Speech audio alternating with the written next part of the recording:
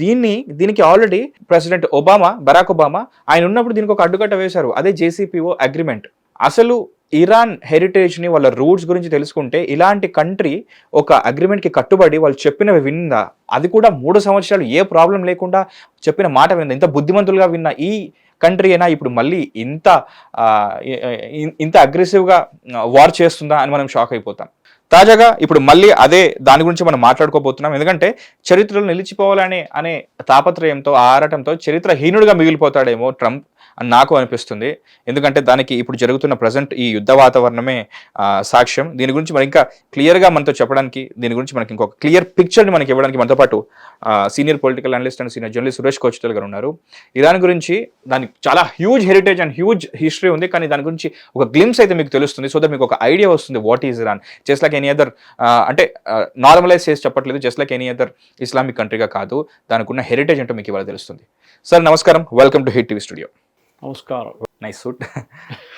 I rarely suit ఎప్పుడు వేసుకోను నేను, కానీ ఇవాళ ఏదో కోట్ అని మర్చిపోయాను ఇవాళ. సో ఇది ఒకటే మిగిలింది అనమాట కార్లో. Along with nice suit, nice update కూడా ఏంటంటే స్ట్రైట్ ఆఫ్ హార్ముజ్ నుంచి మన ఎరువుల నౌకల్ని పాస్ చేయడం అవుతుంది. అండ్ చాలా ఎక్కువ నౌకలు, ఇన్ఫాక్ట్ మనవే ఏ హ్యాజల్ లేకుండా మనవే వస్తున్నాయని చెప్పేసి వచ్చింది. గుడ్ అప్డేట్ అనిపించింది. కొట్టుకు చావడం, పానిక్ బయింగ్ అనేది ఉంటుంది. అండ్ రాబోయే రోజుల్లో చాలా అవసరం కూడా, ఎందుకంటే monsoon has already started. Correct. So nice update about that. And కొంచెం ఇరాన్ వైపు వెళ్దాం సార్, ఇరాన్ ఫ్యూనరల్ రైట్స్ వైపు వెళ్దాము. I was talking to another political analyst Pavan గారితో కూడా మాట్లాడుతున్నాను. సో ఆ రోజు సిచ్యువేషన్ పోకిరి సినిమాలో మహేష్ బాబులా ఉంటుందేమో, కొడుకులు వస్తుంటారు, సో వచ్చినప్పుడు ఎలా ఉంటుంది ఏంటి పరిస్థితి, సో అందరినీ ఒకేసారి మట్టి పెట్టే అవకాశం ఉన్నా కానీ మట్టి పెడతారా లేదా, like you know the whole national media and international media will be waiting to watch this scene కదా, ఎలా ఉండబోతుందని. Final it happened.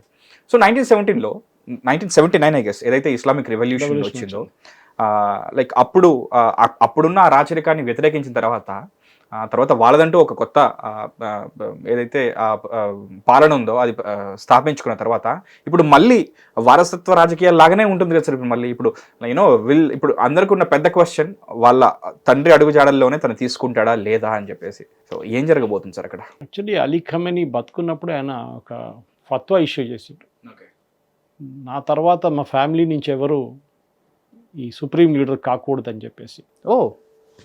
కానీ అది వీళ్ళు పాటించలేదు. ఇరాన్లో ఒక పవర్ స్ట్రక్చర్ ఉంది ఒకటి, మనం అర్థం చేసుకోవాలి. అఫ్కోర్స్ మన హిస్టరీకి వెళ్తే you can go back to 18th century. Okay, 18th century నుంచి ఇరాన్, దానికన్నా ముందు 16 to 18 ఇరాన్ హిస్టరీ చాలా rich history. In fact one of the few countries, కొన్ని దేశాల్లోనే ఈ ఏం చెప్తారు, ఈ కాలనైజేషన్ జరగలేదు. బ్రిటిష్ వాళ్ళు, ఫ్రెంచ్ వాళ్ళు, వీళ్ళెవరు వచ్చి పరిపాలించలేదు. ఇరాన్ ఒకటి, అస్బేనియా which is now Egypt, and Siam Thailand, అటువైపు మీరు వెళ్తే ఐ థింక్ 5 or 6 జపాన్, ఇట్లాంటి దేశాలని ఎవరు పరిపాలించలేదు. అన్లైక్ అస్, మనని బ్రిటిష్ వాళ్ళు, దానికన్నా ముందు ముఘల్స్, బ్రిటిష్, ఫ్రెంచ్, డచ్ వీళ్ళందరూ ఉన్నారు మన దగ్గర. ఇప్పుడున్న మన హిస్టరీ చూస్తే, ఇరాన్ హిస్టరీ చూస్తే, ఇది మనం 18th century వైపు వెళ్తే ఖజార్ డైనాసిటీ అని ఒక డైనాసిటీ ఉండే అక్కడ. Qajar exact spelling you will get it on the net, and కానీ this pronounced as Qajar dynasty. వాళ్ళు ఆల్మోస్ట్ 18th century నుంచి పరిపాలించి మొదలుపెట్టారు. దానికన్నా ముందు కూడా 16 to 18th century there was a period of disturbance కొంచెం. కానీ వీళ్ళున్న దానికన్నా ముందు ఉన్న రూలర్స్ కూడా ఈ ఆటోమన్ ఎంపైర్ని ఆపగలరు. అంటే లేకుంటే ఆటోమన్ ఎంపైర్ వాజ్ రన్నింగ్ రైట్, ఇప్పుడు టర్కీ అని చెప్పొచ్చు మనం, అటువైపు నుంచి వస్తుంది. ఇన్ఫ్యాక్ట్ మనకు కూడా ఆటోమన్ ఎంపైర్ ఆపే దాంట్లో ఒక రోల్ ఉంది భారతదేశానికి. మీరు అడగొచ్చు ఎట్లా అని. సెకండ్ వరల్డ్ వార్లో మనం, there is an Israeli town called Haifa, ఇప్పుడు కూడా ఉంది, అది very important town, port town, Israeli, its Haifa port, అది చాలా మేజర్ పోర్ట్. ఇప్పుడు ఆ పోర్ట్లో ఆటోమన్స్ వచ్చి కాన్కర్ చేయడానికి ట్రై చేస్తున్నప్పుడు వాళ్ళని ఆపింది ఇండియన్ రెజిమెంట్, ఇప్పుడు బ్రిటిష్ ఆర్మీలోనే Indian Sikh regiment, and Hyderabad నుంచి ఉన్న లాన్సర్స్ కూడా ఉన్నారు దాంతోపాటు. సో వాళ్ళని అప్పుడు మీరు ఇజ్రాయిలీ టెక్స్ట్ బుక్స్లో చూస్తే ఇది పేర్లు ఉంటాయి. మన దగ్గర రెఫరెన్స్ ఏమి ఉండదు, కానీ ఇజ్రాయిల్ టెక్స్ట్ బుక్స్లో వాళ్ళు దీన్ని అప్రిషియేట్ చేస్తారు. ఈ హైఫా అనే టౌన్ని కాపాడుకున్నది ఇండియన్స్ అని చెప్పేసి. ఢిల్లీలో మీరు తీన్మూర్తి చౌక్ అని వినుంటారు. Actually it is not a Teenmurti chowk, it is basically ఒక హైఫా చౌక్. తింటే మోదీ గారు వచ్చిన తర్వాత 2014లో దాని పేరు మార్చారు, హైఫా చౌక్ అని చేశారు దాన్ని. ఓకే, ఇదొక మార్పు ఉందన్నమాట మేజర్గా.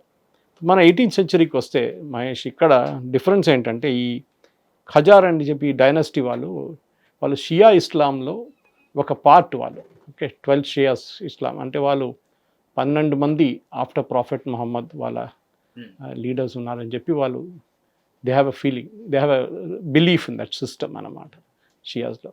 సో దాని తర్వాతనే వీళ్ళు the last person will come back as మన క్రైస్ట్ లాగానే లాస్ట్ డే ఆఫ్ రెకనింగ్లో తిరిగి వచ్చి ఇస్లాంని కాపాడుతారు. It's big history, it's very ఏం చెప్తారు, అది స్టోరీ వింటే మీకు కూడా చాలా fascinating story to what is Shia actually, what are Sunnis అనేది అక్కడే మీకు కాన్ఫ్లిక్ట్ అనేది అక్కడ నుంచి తెలిసిపోతుంది అనమాట.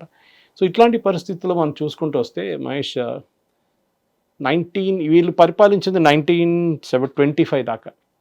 1925లో ఒక కూ జరిగింది ఇరాన్లో. రేజా పెహెల్వి డైనస్టీ అని చెప్పి ఒక డైనస్టీ వచ్చింది. అది మన తర్వాత షా ఆఫ్ ఇరాన్ అని వింటాం మనం. రేజా పెహెల్వి వచ్చిన తర్వాత వీళ్ళు రేజా పెహెల్విని ఆయనకి రాజాగా వచ్చారు. దాని తర్వాత ఒక 1940sలో ఒక కూ జరిగింది అక్కడ. మళ్ళీ ఈ బ్రిటిష్ అండ్ రష్యన్స్ వచ్చి వీళ్ళ మీద దాడి చేసి ఆక్యుపై చేసుకుని, ఎందుకంటే వీళ్ళ భయం ఏమిటంటే సెకండ్ వరల్డ్ వార్లో వీళ్ళు రేజా పెహెల్వి వాళ్ళు జర్మనీతో కలిసి రష్యా మీదనో మిగతా అలైడ్ ఫోర్సెస్ మీద దాడి చేస్తారని డౌట్ ఉండే వాళ్ళకి. Okay, it's fascinating story again.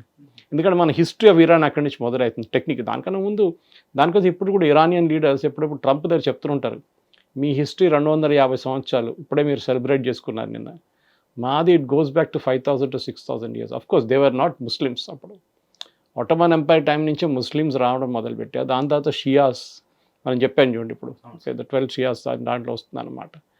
So ఇట్లాంటి దానికి మనం చూసుకుంటే వస్తే ఇరానియన్ హిస్టరీలో మార్పు. రేజా పెహెల్వి వచ్చారు, 40sలో డిపోజ్ అయ్యారు. దాని తర్వాత మళ్ళీ ఆయన తీసుకొచ్చి they was a gentlemen called Mosaddegh, first elected president of Iran. Was it a president, prime minister, I forget, but elected. Democracy ఉండే ఇరాన్లో, ప్రాపర్ డెమోక్రసీ ఉండేది. కానీ ఆయన కూడా పాపం ఆయన ఒక చాలా మంచి మనిషి ఉండే.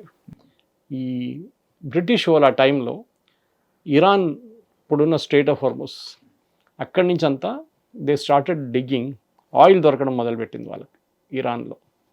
సో వాళ్ళకు ఒక మొనోపలి ఉండే ఆ టైంలో. ఇరాన్ దగ్గర టెక్నాలజీ లేదు. సో వాళ్ళ దగ్గర బీపీ ఆ టైంలో పాత కంపెనీస్ చాలా ఉండే, ఆయిల్ కంపెనీస్. వీళ్ళు ఆయిల్ తీసుకోవడం మొదలుపెట్టారు ఇరాన్ నుంచి. సో ఆయన అడిగారంట, ఇదేంటి మాకేం లేదా, మా దేశానికి తీసుకెళ్తే మాకైనా రాయల్టీ అని ఇవ్వాలి కదంటే ఆయన్ని డిపోజ్ చేసేసారు బ్రిటిష్. అమెరికన్స్ అండ్ బ్రిటిష్ కలిసి ఆయన్ని కొట్టి మళ్ళీ ఇదే రేజా పెహెల్వి కొడుకు ఉన్నాడు, later became the Shah of Iran, ఆయన తీసుకొచ్చి కూర్చోబెట్టారు. It took a decade, it took a generation. Exactly. And 1979లో the same Shah of Iran was deposed, Reza Pahlavi too. అది మనకు తెలుసు ఆ story. It started with somebody called Ayatollah Khomeini. ఈ Ayatollah Khomeini and Ali Khamenei చిన్నప్పటి నుంచి they were friends.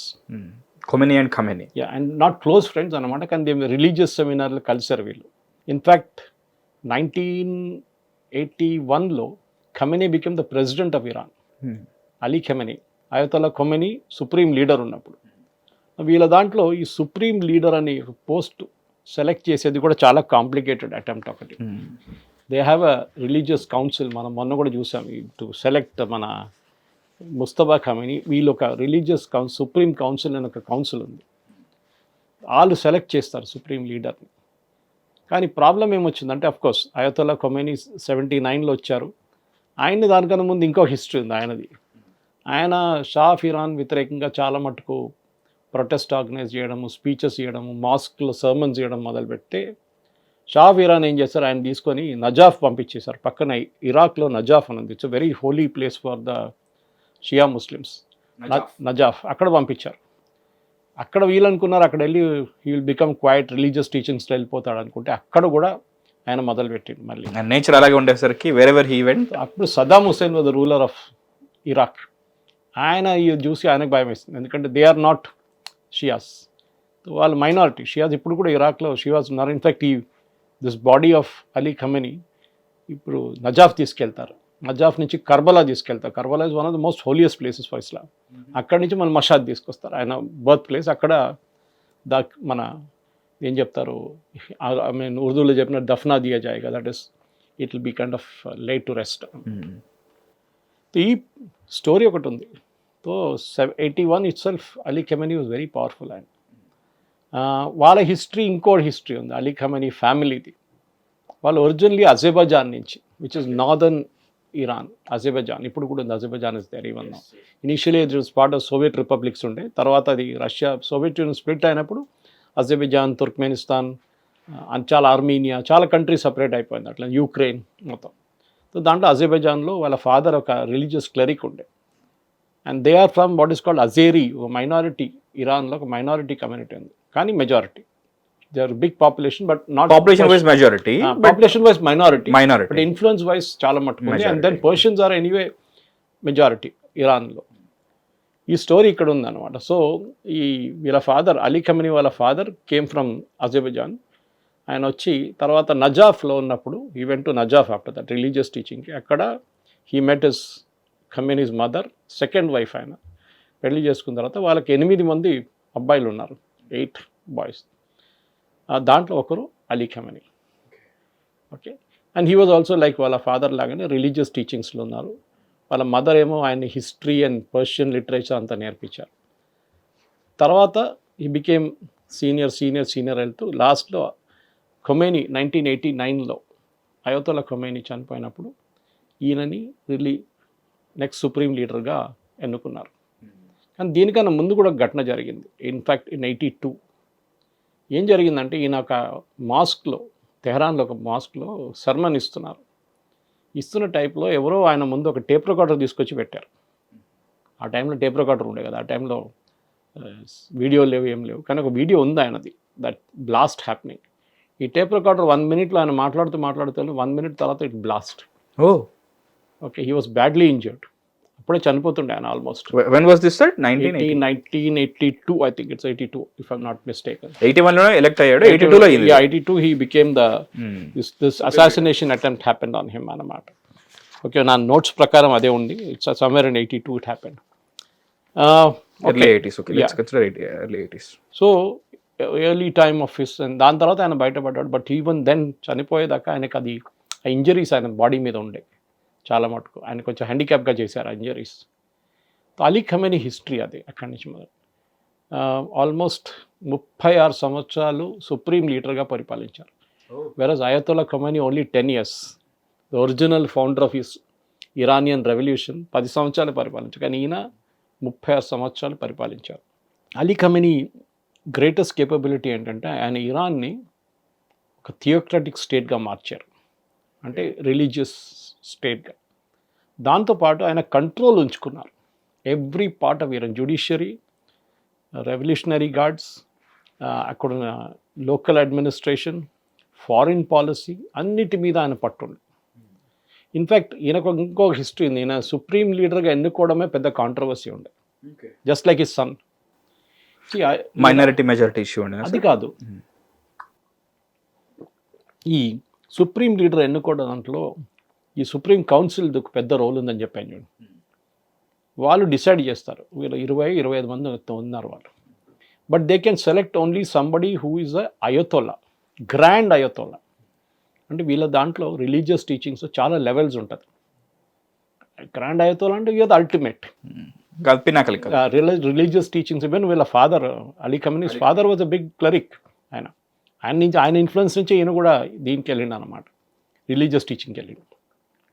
ఆయనకి తమ్ముడికి పడకపోతుండే. వీళ్ళు 8 మంది ఉన్నారు కదా, దాంట్లో ఒక తమ్ముడు. వీళ్ళందరూ చాలా ఇన్ఫ్లుయెన్షియల్ మనుషులు, ఆల్ దిస్ 8 people. కానీ గొడవ జరిగింది వీళ్ళ నడిమిట్లో. I think it was somewhere in వాళ్ళ మజ్లీస్లో ఒక గొడవ ఉండే, వాళ్ళ పార్లమెంట్లో. ఏదో వీళ్ళ పవర్ తగ్గించాలి సుప్రీం లీడర్కి పవర్ చాలా ఎక్కువైపోయింది. ఎవరు సుప్రీం లీడర్? సొంత అన్న.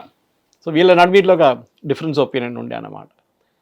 సో దాని తర్వాత మనకు తెలిసింది గ్రాండ్ అయతోల్లా కాదు.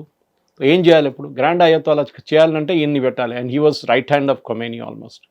కానీ ఆయన లెవెల్కి చేరుకోలేదు. Same problem happened with Mustafa is not even Ayatollah. Grand Ayatollah పక్కన పెట్టండి, అంటే ఆ లెర్నింగ్ ఇంకా రాలేదు ఆయన. దానికన్నా ముందు ఆయన ఇప్పుడు సుప్రీం లీడర్గా ఎన్నుకున్నారు.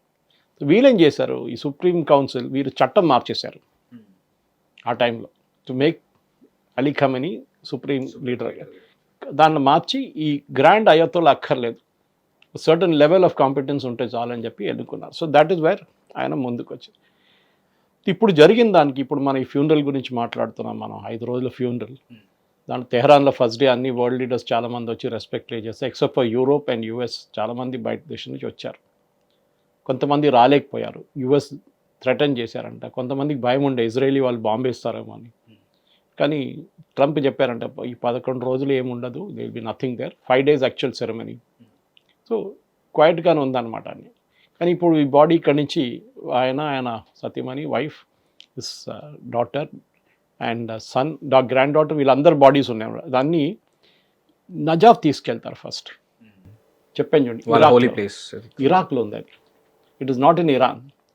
సో చాలామంది అడగొచ్చు మళ్ళీ అది వీళ్ళు ఇరానియన్స్ అక్కడ ఎందుకు వెళ్తున్నారంటే, అక్కడ చాలా మటుకు ఇట్స్ అ బిగ్ షియా. నేను చెప్పాను చూడండి, నజాఫ్ అంటే షియా వాళ్ళది చాలా ఇంపార్టెంట్ ష్రైన్, అది ఇమామ్ మొహమ్మద్ అని కనెక్షన్ ఉంది ఒకటి. సో అక్కడ వెళ్ళిన తర్వాత అక్కడి నుంచి it will go to Karbala, which again is a very big historical happening in వాళ్ళ ఇస్లాం క్యాలెండర్లో, సపరేట్ స్టోరీ అది ఒకటి. అక్కడి నుంచి మషాద్కి తీసుకెళ్తారు, where he'll be buried, is home town, అక్కడే ఆయన పుట్టారు అనమాట. సో ఇది అలీ ఖమ్నీ ఒక లైఫ్ హిస్టరీది ఒక కంప్లీషన్ అయిపోతుంది అక్కడే. కానీ ఇప్పుడు చాలా మటుకు క్వశ్చన్ ఏమొస్తుందంటే, ఇరాన్ ఈ కొత్త లీడర్షిప్లో ఎట్లా బయటికి వస్తారు, ఎట్లా ముందుకు వస్తారు అనేది పెద్ద క్వశ్చన్ మార్క్గా మారిపోయింది. Okay, because it happened, Ali Khomeini వచ్చినప్పుడు కూడా చాలా మటుకు డౌట్స్ ఉండే, ఏంటి అలీ ఖొమైనీ కేపబిలిటీ ఏముంది. దానికన్నా అయతోలా ఖొమైనీ వచ్చినప్పుడు కూడా ప్రాబ్లం ఉండే, ఎందుకంటే మాకు గుర్తుంది అయతోలా ఖొమైనీని సద్దాం హుసేన్ నజాఫ్ నుంచి ఫ్రాన్స్ పంపించారు. అక్కడ చాలా గొడవ చేస్తున్నాడు. ఫ్రాన్స్లో ఏం జరిగింది, వీళ్ళు అనుకున్నారు ఫ్రాన్స్ వెళ్తే క్వైట్ అయిపోతారు, అక్కడ ఏం చేయరనుకున్నారు షా ఆఫ్ ఇరాన్. కానీ సద్దాం హుసేన్ అక్కడ పంపించిన తర్వాత కూడా అక్కడ కూడా ఈయన ఫాలోవర్స్ని అట్రాక్ట్ చేయడం మొదలుపెట్టారు. యూరోప్ నుంచి ఇక్కడ నుంచి షియా ఫాలోవర్స్ చాలామంది రావడం పడితే ఫ్రెంచ్ గవర్నమెంట్ వరీ అయిపోయారు. గుడ్ ఒరేటర్ సార్, ఒరేటర్ అని చెప్తే these are all religious leaders, teachers. వాళ్ళు ఒకసారి మస్జిద్లో మీరు ప్రేయర్స్ లీడ్ చేస్తే automatically you become like that. మీకు ఆ క్వాలిఫికేషన్ రావాలని అంత కష్టపడాలి. మన దగ్గర వేద పాఠశాలలు పట్టుకుంటారు చూడండి, అన్లెస్ మీకు ఆ మంత్రాలు వచ్చేదాకా వాక్చాతుర్యం వాగ్ధాటి అంటారు, unless you get it by heart. మీరు మంత్రాలు పుస్తకం నుంచి కాదు చదవడం, కొంతమంది మంది చేస్తారు కానీ మోస్ట్ ట్రైన్డ్ ప్రీస్ట్ అది కాదు. చిన్నప్పటి నుంచి వాళ్ళు ట్రైనింగ్కి వచ్చిన తర్వాత వాళ్ళ ఒక ఎక్స్పీరియన్స్ లెవెల్, అదే same thing in Islam also. Okay, ఇది పెద్ద అడ్వాంటేజ్ ఉండే వాళ్ళకి ఈ రిలీజియస్ ఫ్యామిలీస్కి. ఏంటంటే నాన్నగారు తెలుసు, గ్రాండ్ ఫాదర్ తెలుసు, నాన్నగారు నుంచి కొడుకు, ఇట్లానే ఈ వీళ్ళ ఫ్యామిలీలో కూడా ఉండే అన్నమాట. And in spite of being from a minority community with in Iran, ఈయన పై దగ్గర వచ్చారు. He became the president and later the supreme leader. What education can do to someone. And ఒక మాట మనం గుర్తుపెట్టుకోవాలి Mahesh, Iranian education system is one of the best in the world.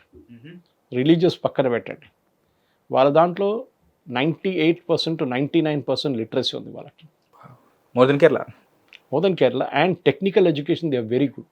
దానికోసం ఈ డ్రోన్లు మిసైళ్ళు తయారు చేయడంలో దే ఎక్స్పర్ట్స్.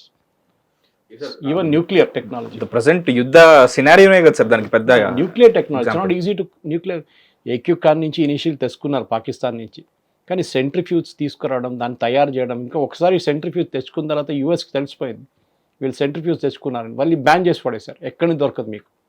ఇనిషియలీ వాళ్ళు జర్మనీ నుంచి ఇక్కడి నుంచి తెచ్చుకున్నారు స్మగ్ల్ చేసి, కానీ తర్వాత పట్టుకున్నప్పుడు వీళ్ళు దే కెన్ నాట్ గెట్, వాళ్ళే తయారు చేశారు. Reverse engineering, that is typical Iranian ఏం చెప్పారు ఆంట్రప్రెనర్షిప్ అని చెప్పచ్చు. వాళ్ళు చాలా హైలీ స్కిల్డ్ అన్నమాట. ఇది వాళ్ళకి పెద్ద అడ్వాంటేజ్ ఉండే. ఈవెన్ షా ఆఫ్ ఇరాన్ టైంలో కూడా education was the top priority. మీరు తెహ్రాన్ యూనివర్సిటీ, ఆ టైం తెహ్రాన్ యూనివర్సిటీలో ఉన్న అమ్మాయిల డ్రెస్సులు చూస్తే యూరోప్లో ఉన్నారా తెహ్రాన్లో ఉన్నారా అన్న తర్వాత కదా ఈ బుర్కలు హిజాబ్లు అన్నీ వచ్చింది ఈ ఖొమైనీ వచ్చిన తర్వాత. అక్కడ వద్దాం సార్, అక్కడికి కూడా వద్దాం ఇప్పుడు మనం. So this is where the changes happened అన్నమాట. సో చాలా మటుకు ఇరాన్లో ఇప్పుడున్న ఒక పెద్ద ప్రశ్న అందరు అడుగుతున్నది, ఇక్కడ ఈ యుద్ధం ఒకటి వచ్చింది అడ్మిట్లో, ఇస్ నెక్స్ట్ ఏం కాబోతుంది. ముస్తఫా ఖమేనీ కనిపించట్లేదు, వాళ్ళ ఫాదర్ ఫ్యూనరల్కి రాలేదు, లేఖ ద్వారా పంపిస్తున్నట్టు, అసలు అది నిజమా కాదో కూడా తెలియదు. ఎందుకు అడగండి ఆ ప్రశ్న, యూ ఆస్క్ యువర్ సెల్ఫ్. ఎందుకు ఆయన లేఖలు పంపిస్తున్నాడు కానీ ఆయన కనిపించట్లేదు ఎందుకు అని అడగచ్చు. ఎందుకంటే ఇరాన్లో there should be an element of continuity. Continuity లేకుండా ఏమైపోయింది, ఇరాన్ టిపికల్ ఇప్పుడున్న Iran, that is after Khamenei చనిపోయిన తర్వాత February 28 3 పోర్షన్స్లో డివైడ్ ఉన్నారు. ఒకటి ముల్లాస్, రిలీజియస్ టీచర్స్.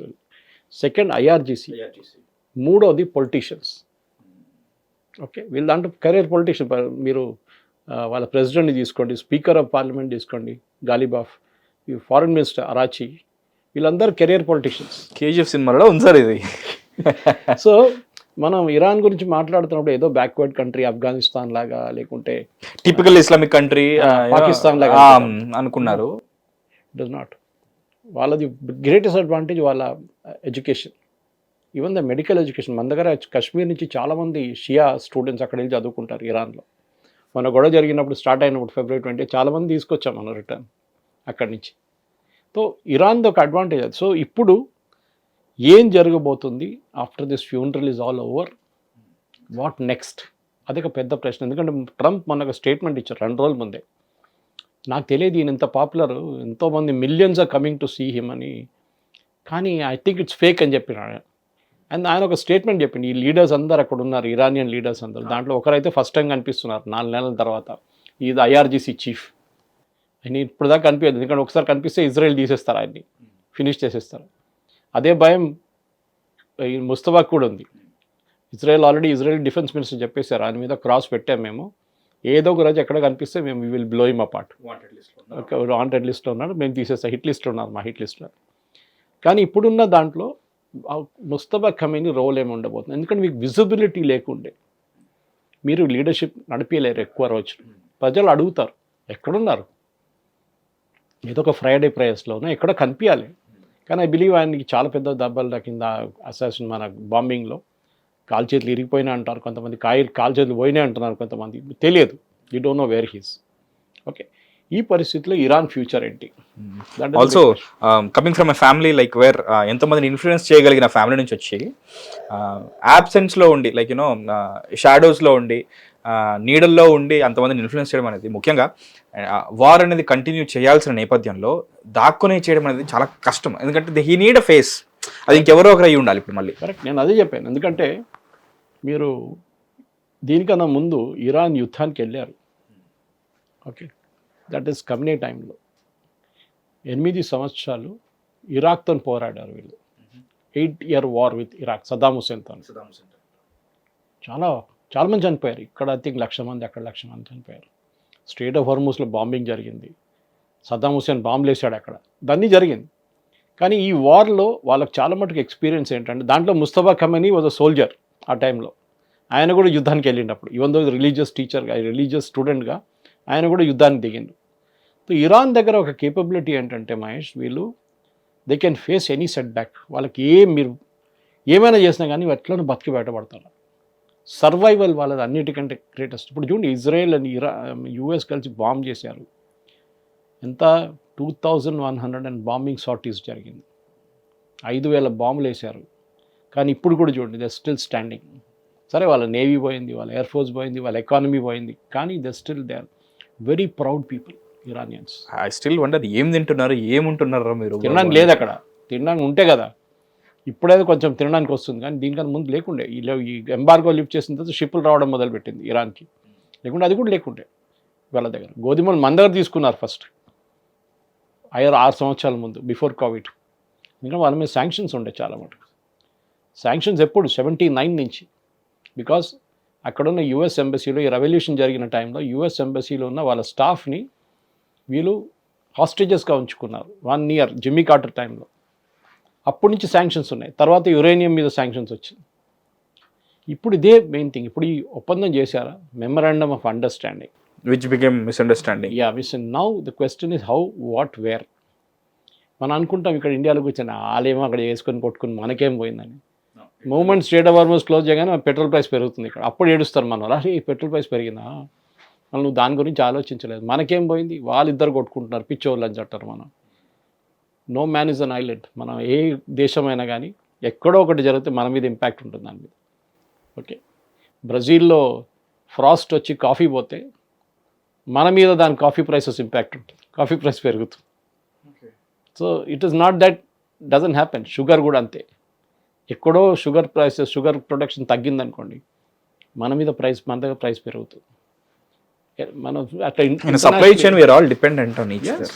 డెఫినెట్లీ. ఇప్పుడు చూసాం మనం ఇప్పుడు ఏం చేస్తున్నాం మనం, ఒక లెసన్ ఇవాళ కూడా it is a very interesting article ఇవాళ టైమ్స్ ఆఫ్ ఇండియాలో, దట్ మన బాస్కెట్ ఆఫ్ నేషన్స్ని మనం స్ప్రెడ్ చేసుకున్నాం. మన ముందు పెట్రోలియం 6-8 దేశాల నుంచి కొంటుండే, అండ్ దాంట్లో top was Saudi Arabia, Iran వీలుండే.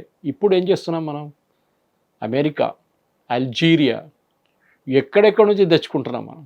Because రేపు ఏమైనా జరిగితే మళ్ళీ స్టేట్ ఆఫ్ హార్మోజ్ బంద్ అయితే we're not in a problem. ఏదో రష్యా మీద ఎప్పుడు ఆధారపడ్డట్టు కాకుండా, లేకపోతే ఇంకేదో కాకుండా రష్యా మీద మళ్ళీ శాంక్షన్స్ పెడతారు, రేపు మళ్ళీ కొనొద్దు అంటారు. ఇదే ఇరాన్ మీద మళ్ళీ శాంక్షన్ పెడతారు. ఇరానియన్ ఆయిల్ మినిస్టర్ మన దేశానికి వచ్చారు మొన్న last week, one of the first countries. ఎందుకంటే మనం 2 టాప్ బయర్స్, మనం 3rd largest buyer in the world oil. So China ఉన్నా, మనం ఉన్నా, యూఎస్ ఉన్నా, మనం చాలా మటుకు ఆయిల్ మనం కొంటాం, గ్యాస్ కొంటాం. Now we're buying gas from US. ఇప్పుడు మనం అక్కడి నుంచి కొంటున్నాం మనం, ఎందుకంటే మనం రిస్క్ స్ప్రెడ్ చేస్తున్నాం. So anyway will come back to Iran again. ఇప్పుడు ఈ కొత్త అవతారంలో ఇరాన్ దిగుతున్నప్పుడు హిస్టరీ ఫ్రమ్ ఫ్రైడే నుంచి సాటర్డే నుంచి it will be a new Iran under new supreme leader. ఎందుకంటే వాళ్ళ నాన్నగారు చనిపోయినా కానీ ఒక ఫిగర్ హెడ్ ఉండే అక్కడ. ఇంకోటి అలీ ఖమెనీ అనే మనిషి, ఈవెన్ దో ఆయన ఖొమేనీ కిందనే ఆయన ట్రైనింగ్ అంతా జరిగింది, కానీ ఆయన చాలా మటుకు మోడరేట్ మనిషి ఉండే. ఇన్ఫ్యాక్ట్ ఇరాన్లో ఒక ఫత్వా ఉంది, విచ్ ఖొమేనీ టైం నుంచే ఫత్వా ఒకటి ఉంది, విచ్ ఖమెనీ రిపీటెడ్, మేము న్యూక్లియర్ బాంబులు ఎప్పుడు తయారు చేయము. ఆయన ఒక ఫత్వా ఇచ్చారు. వాళ్ళు అదే అడుగుతున్నారు యూఎస్ దగ్గర, మేము ఫత్వా ఇచ్చినప్పుడు మళ్ళీ మీరెందుకు మేము యురేనియం అని మా ఇంట పడుతున్నారు. అప్పుడు యూఎస్ వాళ్ళ ఎక్స్క్యూజ్ ఏంటంటే, మీరు 60% దాకా ప్యూరిఫై ఎందుకు చేశారు, వెపన్ గ్రేడ్ వద్దంటే మీరు 60% చేయక్కర్లేదు కదా, మీకు యురేనియం ప్లాంట్ నడిపించాలంటే, మీ పవర్ ప్లాంట్ నడిపించాలంటే 3.67 చాలు పర్సంటేజ్. అది కూడా పాయింట్ కదా sir. Actually 3.61 is hardly anything. అక్కడి నుంచి 60 ఇక్కడ, 3.61 ఇక్కడ. కానీ దాంతోపాటు medical research, okay 5% medical research కోసం వాడుకుంటారు యురేనియం, అక్కడ చాలు. కానీ అక్కడి నుంచి మీరు పైకి వెళ్ళినా అప్పుడు డౌట్ వచ్చింది. దానికన్నా బ్యాక్ స్టోరీ మనకు తెలిసిందే. JCPOA అని చెప్పి ప్రెసిడెంట్ ఒబామా టైంలో ఒప్పందం పెట్టారు. ఆ ఒప్పందానికి ట్రంప్ వచ్చి చింపి పడేశారు. 2018 onward Iran started increasing it's purity. Sir ఏదైతే లైక్ ఒబామా టైంలో ఏదైతే జరిగిందో JCPOA యాక్ట్, అప్పటికి ఆ ఫత్వా అనేది అప్పటికి లేదా సార్? ఎందుకంటే ఉంది. మరి వాళ్ళ ఫత్వాని వాళ్ళు బ్రేక్ చేయగలరా? లైక్ వాళ్ళంటారు మేము ప్రొడ్యూస్ చేయట్లేదు, మేము యురేనియం ఉంచుకుంటున్నాం అంతే. కానీ దాట్ యూ కాంట్ బిలీవ్. ఎవరు యురేనియం ప్యూరిఫై చేసి మన ఇంట్లో పెట్టుకోరు. They are doing something with it. అవి డౌట్ ఉండే. ఇప్పుడు ఓవర్ నైట్ మీకు చెప్పొచ్చు నేను ఫత్వా మార్చేసాను, ఏం చేసుకుంటారు అంటారు. లేకుంటే ఇప్పుడున్న ఈయన బయట వచ్చారండు ఒక 5-6 నెలల తర్వాత బయటకు వచ్చి అలీ ఖమెనీ, ఇప్పుడున్న ముస్తఫా ఖమెనీ అంటారు, లేదు అదంతా ఫత్వా అంతా వ్యాలిడ్ లేదు, వీఆర్ ప్రొడ్యూసింగ్ న్యూక్లియర్ బాంబ్ అంటారు. సో ఈ ఫత్వాస్ అనేవి ఈ స్పిరిచువల్ లీడర్స్ అయతొల్లాస్ చేతిలో ఉంటాయా sir? Yes, they proclaim it అన్నమాట. సో ఇప్పుడు వాళ్ళే అన్నప్పుడు సో ఫత్వా ఫర్ ఎగ్జాంపుల్ సల్మాన్ రుషీద్ని చంపడానికి ఖొమేనీ ఫత్వా ఇష్యూ చేశారు. అప్పుడు సటానిక్ వర్సెస్ రాశారని చెప్పి. అయతొల్లా ఖొమేనీ ఈ road book call satanic versus. మీరు మీ జనరేషన్కి తెలియదు ఇదంతా. I know. You know it because you are a movie guy. You read a lot. I need but normal, what I meant is this generation won't know it అన్నమాట. Satanic versus అని ఒక ఇస్లాంని కొంచెం criticise చేసి ఒక book రాశారు ఆయన. Even though he's also Muslim, Salman Rushdie. ఇన్ని రోజులు ఆయన మీద దాడి జరగకుండా ఆయనకు ప్రొటెక్షన్ ఇచ్చిన తర్వాత ఆల్మోస్ట్ 2-3 years ముందు ఆయన మీద ఒక దాడి జరిగింది. చాలా కంట్రీస్లో దాక్కున్నాడు ఆయన. కన్ను కూడా పోయింది ఆయన ఒక దాంట్లో. ఆలోచించండి, అప్పుడు అయతొల్లా ఖొమేనీ ఇచ్చిన ఫత్వా. ఖొమేనీ పోయే ఈ డైడ్ ఇన్ 89. మన 2024లో ఇక్కడ జరిగింది ఆ దాడి ఆయన మీద. సో ఇరాన్లో ఒక కొత్త మలుపు తిరగవచ్చు ఇరాన్. కానీ ఈ టాక్స్, మెమరాండమ్ అండర్స్టాండింగ్ మీద ఉన్న టాక్స్ మీద ఇప్పుడు అన్ని క్రూషియల్. ఎందుకంటే నేను చెప్పాను స్టార్టింగ్, మీకు ఎక్స్ప్లెయిన్ చేశాను, ముల్లా, ఆర్మీ అంటే వాళ్ళ దగ్గర regular army separate, IRGC and politicians negotiate చేయడానికి రెడీ ఉన్నారు. ఇన్ఫాక్ట్ ట్రంప్ నిన్న జోక్ కొట్టినప్పుడు ఆయన అన్నారు, వీళ్ళందరినీ ఒకటే షాట్లో తీసేయచ్చు, అందరు ఒకటే చోట్ల ఉన్నారు. స్టార్టింగ్ నుంచి చెప్పాను, but he said then whom will you negotiate with. ఎవరైనా ఉండాలి కదా, వీళ్ళందరూ లేపేస్తే మళ్ళీ రేపు ఎవరు ఉండరు నెగోషియేట్ చేయడం. చాలా ఏదో కమర్షియల్ సినిమా హీరో లాగా మాట్లాడాడు సార్ ట్రంప్ అయితే. అసలు చేయగలరు, it is not impossible. Israel చేశారు దీనికన్నా ముందు 2 times చేశారు కదా సార్ అప్పటికి. ఇజ్రాయెల్ ఒకసారి హమాస్లో సీనియర్ ఒక లీడర్ చనిపోతే టెర్రరిస్ట్ చంపేశారు ఇజ్రాయెల్. వాళ్ళు 2 రోజుల తర్వాత ఒక పెద్ద ఊరేగింపు తీశారు ఆ బాడీతోని. ఇజ్రాయలీ ఏజెంట్స్ ఏం చేశారంటే ఆ బాడీ లోపల ఒక బాంబు పెట్టారు పోస్ట్మార్టం టైంలో. ఎక్కడ పోస్ట్మార్టం జరిగింది గాజాలో, వాళ్ళ డాక్టర్లు చేశారు. ఓకే, కానీ వాళ్ళ డాక్టర్లోనే ఎవరినో దూరి వీళ్ళు దాని లోపల పెద్ద ఒక బాంబు పెట్టారు. ఈ ప్రొసెషన్ తీస్తున్నప్పుడు ఆ బాడీ పేలింది, మళ్ళీ ఒక 20 మంది చనిపోయారు. Israel is capable of doing it. వాళ్ళు చెప్తే చేస్తారు వాళ్ళు చాలా క్లియర్గా. కానీ ఇప్పుడు ట్రంప్ వాళ్ళని కొంచెం అదుపులో తీసుకొని ఇప్పుడు ఏం చేయకండి, ఇప్పుడు గొడవ అవుతుంది, leave them as it is, తర్వాత చూద్దాం, బిహేవ్ చేయకపోతే మనం చేయొచ్చు. సో ఈ టాక్స్ ఇంకా ముందు ఎక్కడ దాకా వెళ్తుందో చూడాల్సింది. ఎందుకంటే ముస్తఫా ఖమేనీ చాలా హార్డ్ కోర్ మనిషి, వాళ్ళ ఫాదర్ లాగా కాదు, నేను అదే రిపీట్ చేస్తున్నాను మళ్ళీ. వాళ్ళ ఫాదర్ చాలా మోడరేట్ ఉండే. ఇప్పుడు అదే అందరు అడుగుతున్నారు, మీ రెజీమ్ చేంజ్ అని చెప్పి చేసిన చేంజ్లో ఒక మోడరేట్ ఫేస్ని తీసి ఒక హార్డ్ కోర్ ఇస్లామిస్ట్ని తీసుకొచ్చి కూర్చోబెట్టారు. అదే బాగుండే కదా అని అంటాం ముందు. ఇది ప్రశ్న అనమాట. సో ఇప్పుడు ఇజ్రాయెల్తోని యుఎస్తోని ఇప్పుడున్న ఈ టెన్షన్లో, ఎందుకంటే Netanyahu is reaching US tomorrow day after. Okay, ట్రంప్ని కలవడానికి వస్తున్నారని ఏం మాట్లాడతారు? లెబనాన్ గురించి మాట్లాడతారు. ఇక అలిగి ఉన్నాడు యాక్చువల్లీ. అండ్ లెబనాన్తో మంచి ఒప్పందం అది. Actually it's a very good. But Lebanese army disarm చేయలేరు హెజ్బుల్లాని. అదే ఇజ్రాయెల్ అంటారు వాళ్ళు చేయలేరు, మేము చేస్తాం. ఓకే, సిరియాని అప్పగిస్తా అన్నారు మన ట్రంప్ గారు. అక్కడ ఐసిస్ హెడ్ టెర్రరిస్ట్ ఇప్పుడు ప్రెసిడెంట్ అయిపోయాడు కదా, ఆయన మారిపోయాడు. ఆయనకి ఇచ్చేద్దామంటే ఆయన అన్నారు we will not do it, మాతో కేపబిలిటీ లేదు హెజ్బుల్లాతో డీల్ చేయడానికి. మా దేశంలోనే మేము కొట్టుకుంటున్నాం, మాకే అర్థం కావట్లేదు ఎవడు గవర్నమెంట్లో ఉన్నారు ఎవరు ఆపోజిషన్లో ఉన్నారు అర్థం కావట్లేదు, అందరు అక్కడిక్కడ బాంబులు వేసుకుంటారు. Syria's mess, complete mess. ఇప్పుడు వాషింగ్టన్కి ఒక పెద్ద ఇదేంటంటే వీళ్ళు ఈ రెజీమ్ చేంజ్ అని దిగిన దానికి జరగలేదు, రెజీమ్ మారింది, కానీ ఆ రెజీమ్ చాలా హార్డ్ కోర్ ఇస్లామిస్ట్ రెజీమ్ అయిపోయింది. వాళ్ళ ఫాదర్ లాగా అంత మోడరేట్ కాదు. ఇప్పుడున్న సిస్టమ్ మీరు చేంజ్ చేశారు కానీ చేంజ్ పనికి రాలేదు మీకు, అదొక మేజర్ పాయింట్ అన్నమాట. కానీ ఇరాన్ది ఒకటి ఉంది. ఇరాన్ ఈ యుద్ధంలో ఒకటి నేర్చుకున్నది ఏంటంటే వాళ్ళు ఇప్పుడున్న అరబ్ వరల్డ్లో దే ఆర్ ద లీడర్స్ నా. ముందు ఒక ఇది ఉండే మహేష్, పెక్కింగ్ ఆర్డర్ అంటారు ఇంగ్లీష్లో, అంటే మీరు హెరార్కీలో నంబర్ 1 వాజ్ టర్కీ. అంటే ఆర్మీ కానీ టెక్నాలజీ కానీ డ్రోన్స్ కానీ మిసైల్స్ కానీ టర్కీ దగ్గర అన్నిటికంటే ఎక్కువ ఉండే. దెన్ నెక్స్ట్ వచ్చినప్పుడు ఇట్ వాస్ సౌదీ అరేబియా తర్వాత మిగతా అందరూ చిన్న చిన్న దేశాలు ఉన్నాయన్నమాట. కానీ ఇరాన్ ఎప్పుడు ఒక అన్నోన్ క్వాంటిటీ ఉండే. ఇరాన్ కేపబిలిటీ మనకు తెలియదు, ఎందుకంటే వాళ్ళు బయట చూపియరు.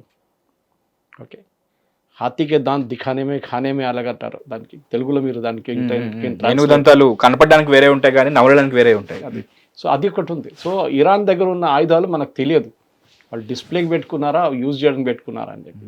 It's like under estimate me, it's fun అన్నట్టు ఉంటుంది వాళ్ళు. ఇప్పుడు చేసి చూపించారు వాళ్ళు. ఇప్పుడు ఏమైందంటే సౌదీ అరేబియా భయపడుతున్నారు, పెద్ద పెద్ద దేశాలు చెప్తున్నారు నేను, యుఏఈ భయపడుతున్నారు, ఖత్తర్ భయపడుతున్నారు, ఒమాన్ కూడా భయం ఉంది, ఏది చాలా క్లోజ్గా ఉన్న ఒమాన్ కూడా భయపడుతున్నారు. ఇప్పుడు మళ్ళీ మీరు కువైత్ బహ్రెయిన్ సంగతి చెప్పక్కర్లేదు, దే ఆర్ స్మాల్ కంట్రీస్.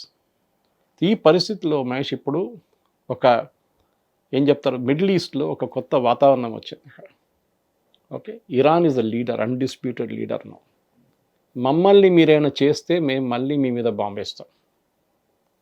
వేరే సౌదీ అరేబియా చెప్పట్లేదు మా మీద బాంబు వేస్తే మీ మీద వేస్తామని. సౌదీ ద ఓన్లీ కంట్రీ ఈ మొత్తం ఈ జరిగిన 40 రోజుల యుద్ధాల్లో ఒకటే దేశం ఇరాన్ అటాక్ చేశారు, దట్ వాజ్ యుఏఈ.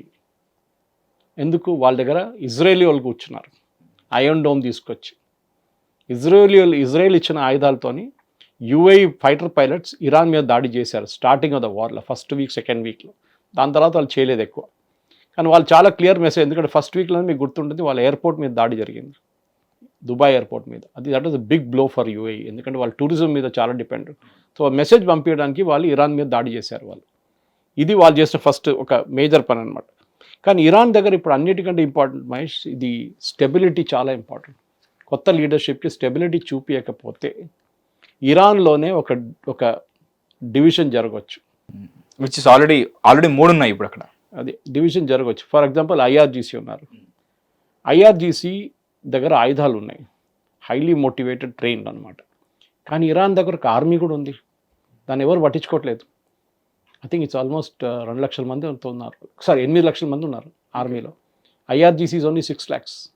కానీ వాళ్ళ దగ్గర ఆయుధాలు ఎక్కువ లేవు ఆర్మీ దగ్గర, ఎందుకంటే వీళ్ళందరూ షా ఆఫ్ ఇరాన్ కింద ట్రైన్ చేసేవాళ్ళు అప్పుడు. అఫ్కోర్స్ ఇప్పుడు అందరూ చాలామంది రిటైర్ అయిపోయారు, కానీ కొత్త వాళ్ళు వచ్చినా కూడా వీళ్ళు డౌట్ ఏంది, వీళ్ళందరూ యుఎస్ ట్రైనింగ్ తీసుకున్న వాళ్ళు, ఏదో ఒక రోజు మా మీద టోపీ వేస్తారు, వీళ్ళ సిలబస్ వేరు, ఇది ఒక భయం ఉందన్నమాట. ఇప్పుడున్న దాంట్లో ఇరాన్ ఏం చేయబోతున్నారు, that is the biggest question అన్నమాట. ఓకే, మనం ఎన్నోసార్లు మాట్లాడుకున్నాం, స్ట్రైట్ ఆఫ్ హార్మోస్ మాట్లాడాం. స్ట్రైట్ ఆఫ్ హార్మోస్ని ఒక న్యూక్లియర్ వెపన్ లాగా వాడుకుంటున్నారు ఇరాన్ అప్పుడు. అండ్ చాలా మటుకు అక్కడ జరిగిన జనవరిలో జరిగిన కాల్పుల్లో 40,000 మంది చనిపోయారు. ప్రెసిడెంట్ ట్రంప్ కరెక్ట్గా అడిగారు, ఈయన ఇంత పాపులరా, 40,000 మందిని చంపేశారు, వ్యతిరేకంగా ప్రొటెస్ట్ జరిగింది రోడ్లో, వీళ్ళెక్కడి నుంచి వచ్చారు కొత్తగా ఇంతమంది 1 million people are coming on the streets అంటే కోర్స్ అది మీరు ఈజీగా మోటివేట్ చేసుకోవచ్చు, ప్రాబ్లం లేదు. మీరు క్రౌడ్ని జమ చేయాలంటే మన దగ్గర కూడా పబ్లిక్ మీటింగ్ పెడతారు, 2 లక్షలు 3 లక్షల మంది వస్తారు, పొలిటిక్స్ బస్సులలో తెచ్చుకుంటారు, అన్నీ చేస్తారు. అదే సేమ్ థింగ్ జరుగుతుంది. ఇన్ఫ్యాక్ట్ తెహరాన్లో ఒక టెంట్ సిటీ తయారు చేశారు మొత్తం, వీళ్ళందరినీ బయట నుంచి వచ్చే వాళ్ళని అకామిడేట్ చేయడానికి. ఫుడ్ తయారు చేస్తున్నారంట వాళ్ళకి, ఫెసిలిటీస్ తయారు చేస్తున్నారు వాళ్ళకి. సో చాలా మటుకు ఇది జరుగుతుంది. Of course the body will start moving, ఇప్పుడు నజాఫ్ వైపు వెళ్ళిపోతుంది. సో క్రౌడ్ తెహరాన్లో తగ్గిపోతుంది ఆటోమేటిక్లీ, అందరూ మళ్ళీ మషాద్కి వెళ్తారు మళ్ళీ అక్కడ. ఇప్పుడున్న దాంట్లో చాలా మటుకు ఏం చెప్తారు, ఇరాన్లో ఒక క్వశ్చన్ మార్క్గా వచ్చింది మహేష్. ఇప్పుడు ఏం జరగబోతుందని అందరికి డౌట్ ఉంది. ఎందుకంటే ఈ సుప్రీం కౌన్సిల్ కానీ, గ్రాండ్ అయతొల్లా కానీ, సుప్రీం లీడర్ కానీ ఇరాన్లో ఎన్ని రోజులు స్టెబిలిటీ పెంచుకుంటారు. ఇరాన్ డబ్బులు రావడం మొదలు పెడుతుంది ఇప్పుడు, ఎందుకంటే వాళ్ళు ఆల్రెడీ ఆయిల్ అమ్ముతున్నారు మార్కెట్లో, కానీ ఆయిల్ పేమెంట్స్ తీసుకోలేకపోతున్నారు because of the forex. They are out of the swift system. దానికోసం ఇరానియన్ ఆయిల్ మినిస్టర్ మన ఇండియాకి వచ్చినప్పుడు మన దగ్గర ఎందుకు మాట్లాడుతున్నారు అంటే, మన దగ్గర బాటర్ సిస్టమ్ తీసుకుంటారు వాళ్ళు. ఈవెన్ చైనాతో కూడా వాళ్ళు అదే చేస్తారు. మీరు చైనా దగ్గర నుంచి పార్ట్స్ తీసుకుంటారు, మన దగ్గర అది కాదు. మిసైల్ పార్ట్స్ తీసుకుంటారు, ఇంజనీరింగ్ పార్ట్స్ తీసుకుంటారు, మిషన్స్ తీసుకుంటారు. మన దగ్గర వాళ్ళకి గోధుమలు కావాలి, బియ్యం కావాలి, వెజిటబుల్స్ కావాలి. అక్కడ ఫైటింగ్ ఇన్స్ట్రుమెంట్స్ మన దగ్గర, సర్వైవల్ ఇన్స్ట్రుమెంట్స్. బాటర్ సిస్టమ్ మనం దాంట్లో చేసుకున్నాం. So they have no issues. మనకి 6 million barrels షిప్ పంపించారు, 2-3 ships పంపిస్తే తర్వాత equivalent amount multiplied by 65 per barrel పెట్టేసుకొని వాళ్ళకి ప్రోడక్ట్స్ ఇవ్వచ్చు మనం. బాటర్స్ యూఎస్ కూడా అదే మాట్లాడుతున్నారు, వాళ్ళు ఇవ్వాల్సిన $26 billion మేము ఇవ్వము, ఫుడ్ ఇస్తాం మీకు, మా దగ్గర సోయాబీన్ కొని సోయాబీన్ మీకు ఇస్తా అంటాం. ఇరానియన్స్ అంటే సోయాబీన్ తీసుకొని మేమేం చేయాలి, మేము సోయాబీన్ తినేవాళ్ళు కాదు, వీఆర్ మీట్ ఈటర్స్, మాకు మీట్ కావాలి, అండ్ మీ దగ్గర నుంచి ఎందుకు కొనాలి అంటున్నారు వాళ్ళు అనమాట. 2026లో ఇంత ఇవల్యూట్ అయ్యండి, మళ్ళీ మనం బార్డర్ సిస్టమ్కి వెళ్ళిపోతున్నాం sir. But what can do అనేది చెప్తున్నాను. ఈవెన్ విత్ రష్యా దగ్గర కరెన్సీ ప్రాబ్లం ఉండే మనకి, వాళ్ళు ఏమన్నారు లాస్ట్ మీరు రూపీలో పేమెంట్ చేయండి మాకు, మనం చేస్తాం కానీ మీకు ఒక 30 కోట్లు ఇచ్చిన తర్వాత మీరు దాన్ని కన్వర్ట్ ఎట్లా చేస్తారు, అదంతా మీకు టెన్షన్ అక్కర్లేదు, అది మేము చూసుకుంటాం, అది క్రిప్టోలో కన్వర్ట్ చేసుకుంటారు వాళ్ళు. So give us the money, మేము ఎట్లా డీల్ చేసుకుంటాం మా దగ్గర అడగకండి, అది ఎక్కడో హవాలాలో తిరిగి క్రిప్టోలో తిరిగి మా దగ్గరికి డబ్బులుగా వస్తుంది, యూ డోంట్ బాదర్, మీకు ఆయిల్ కావాలి కదా ఆయిల్ ఇస్తున్నాం అంతే. ఓకే, సో ఇప్పుడున్న దాంట్లో చాలా మటుకు ఇరానియన్ లీడర్షిప్ మీద పెద్ద ఒక క్వశ్చన్ మార్క్ రాబోదు. ఈ ఖమేనీ, నేను ముందు రిపీట్ చేస్తున్నాను, ఖమేనీ బయటికి రాకపోతే, అంటే ముస్తఫా ఖమేనీ, ఇరాన్లో డౌట్స్ మొదలవుతుంది, ఈయన ఉన్నాడా పోయాడా అని. రెండవది, ఇరాన్ స్ట్రైట్ ఆఫ్ హార్మూస్ మీద వాళ్ళు పట్టు ఇంక్రీజ్ చేస్తే, నిన్న కూడా పెద్ద ఒక స్టేట్మెంట్ వచ్చింది, మళ్ళీ నిన్న కూడా death to America, death to Israel అని స్లోగన్స్ రేస్ అయింది అక్కడ. ఇలాంటి సిచ్యువేషన్లో కూడా ఒక స్పీకర్ అయితే డైరెక్ట్ ట్రంప్ మీద దాడి చేయాలని చెప్పి ప్రొక్లెయిమ్ కూడా చేశారు. ఓకే, ఇదంతా జరుగుతుంది, don't forget that. So Iran మళ్ళీ మొదలు పెడితే ట్రంప్ మిడ్ టర్మ్ దాకా వెయిట్ చేస్తారు, నవంబర్. దానికోసం ఏం చేస్తారు, ఇప్పుడు 60 రోజులు 3 సార్లు పొడిగించుకుంటారు. ఓకే, దాని తర్వాత next year, early next year ఇది అగ్రిమెంట్ రాకపోతే there will be all out war again. Okay, అప్పుడే ముస్తఫా ఖమేనీ రోల్ చాలా ఇంపార్టెంట్గా ఉంటుంది. డే టు డే ఎవరు రన్ చేస్తారు, వాళ్ళ నాన్నగారు ఉన్నప్పుడు day to day he use to manage. నేను చెప్పాను చూడండి, అన్ని departments up to foreign affairs అంతా ఆయన చేతి కింద ఉండే, ఆయన ఎక్స్పర్ట్స్ ఉండే, వాళ్ళు చేస్తుండే. యూఎస్తో జేసీపీఆర్ నెగోసియేషన్ ఒక టీం ఉండే, యారాచి ఆ టీంలో ఉన్నారు. ఓకే, సో ప్రతి దానికి ఇరానియన్స్ వెరీ ప్రొఫెషనల్. అటువైపు 2 జోకర్లు ఉన్నారు, ట్రంప్ పంపించింది, స్టీవ్ విట్కాఫ్ వాళ్ళ బిజినెస్ పార్ట్నర్, రియల్ ఎస్టేట్, ఆయనకి యురేనియం ఏంటి రియల్ ఎస్టేట్ ఏంటి తెలియదు ఆయన connection. Then son in law Jared Kushner, ఆడికి క్రిప్టో బిజినెస్ తెలుసు, ఇంకేం తెలియదు, రియల్ ఎస్టేట్లో ఉన్నాడు ఆయన కూడా. ఏం చేసుకుంటారు వీని టెక్నికల్ ఎక్స్పర్ట్. దానికోసం ఇప్పుడు ఇస్లామాబాద్లో టెక్నికల్ టాక్స్ జరగబోతుంది అంటున్నారు, చూద్దాం. నెక్స్ట్ సెట్ ఆఫ్ డిస్కషన్ దౌత్యవేత్తలను కూడా ఇప్పుడు నాట్ ఈజీ మహేష్, జరగదు. బ్యాక్ టు ఇస్లామాబాద్ సార్, మళ్ళీ ఇక్కడ ఎక్స్పెక్టేషన్ ఇది, డెలివరీ ఇక్కడ, ఈ గ్యాప్ చాలా పెద్దది. And I have problem with the venue sir, Islamabad, Pakistan, no problem, trust deficit ప్రతిసారి ఏది తేలదు. లాస్ట్లో ఏమైతుందంటే ఎవరికో పిచ్చి పట్టి ఇస్లామాబాద్లో బాంబేస్ ఇస్తారు లాస్ట్లో. దీన్ని వ్యతిరేకిస్తూ ఇరాన్ హార్డ్లైనర్స్ కూడా దౌత్యవేత్తలను శిక్షించాలని చెప్పేసి ఇప్పుడు కొత్త వ్యాఖ్యలు చేస్తున్నారు. ఇన్ఫాక్ట్ ముస్తఫానే అమెరికాతో వెనకాలండి దీనికి ఓకే చెప్పినట్టున్నారు. సో వాళ్ళ ఫాదర్ లాగే ఉంటారా లేకపోతే ఇంకెలా ఉంటారా, కొత్త ఇరాన్ ఎలా తీసుకొస్తారని చెప్పేసి డౌట్స్ ఉన్నాయి. అందరు అడుగుతారు. ఈ ప్రశ్న ఫస్ట్ వీక్లో వచ్చింది. ఆయన ఆ కాంపౌండ్లో ఉన్నారు ఆ రోజు. Mustafa Khamenei was in the compound. ఇంత పెద్ద సీనియర్ లీడర్షిప్ మీటింగ్ జరుగుతున్నప్పుడు ఈయన మీద దాడి ఎట్లా చేయలేదు, ఈయన ఎట్లా బతికి బయటపడ్డాడు, వాళ్ళ ఫ్యామిలీ మొత్తం పోయింది. ఆలోచించండి. Even his own daughter got killed, కానీ ఈయన బయటపడ్డాడు ఎట్లా? So that's a big question. అమెరికాతో ముందే ఇన్ఫర్మేషన్ ఉండేనా, ఇజ్రాయెల్ దగ్గర ఇన్ఫర్మేషన్ ఉండేది, కానీ హీ ఆల్సో గాట్ ఇంజర్డ్ అంటున్నారు, బ్యాడ్లీ ఇంజర్డ్ అంటున్నారు. చూడాలి మనం, మనకు తెలియదు, ఏం తెలియదు. ఇట్లాంటి ఒక బ్లాక్అవుట్ ఆఫ్ ఇన్ఫర్మేషన్ ఇప్పుడు దాకా లేకుండే మహేష్. ఫస్ట్ టైం అసలు ఇన్ఫర్మేషనే లేదు ఇరాన్ నుంచి బయటికి. అండ్ ఎస్పెషల్లీ ఇజ్రాయెల్ లాంటి దేశం ఉన్నప్పుడు, ఇజ్రాయెల్